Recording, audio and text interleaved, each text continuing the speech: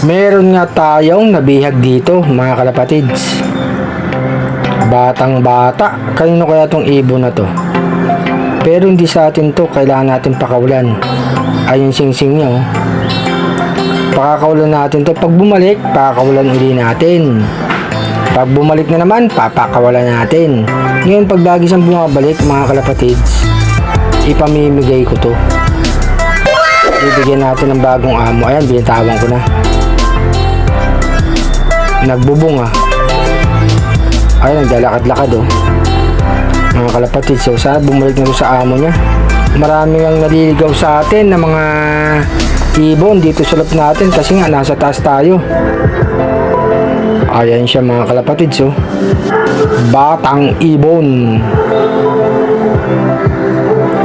Ayun na nga oh mga kalapatids, lumipad na. Asa na? Ayan na siya.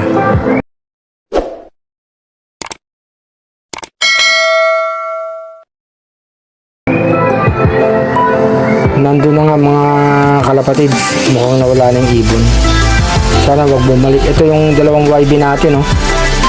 Bino-viewing na natin. Magagandang mga ibon oh, mga kalapatids oh. Pang norte natin to next year ha. Kita nyo naman yung anak nila malulusog. Maganda talaga pagkakondisyon nyo ang inyong mga breeders. Ang anak nila magiging maganda mga kalapatids. Ayan na sila oh. Meron pang dilaw sa balahibo yan. Malapit-lapit na yan mga kalapatids. Sagana lang natin i-viewing para pag pinakulan natin, malaking chance makauwi dito sa loob natin. Magandang mga YB. Yung isa kamukha ng tatay. Ayan sa kaliwa. Tagal na natin silang i-viewing dito. Hindi pa makakalipad yan mga kalapatids.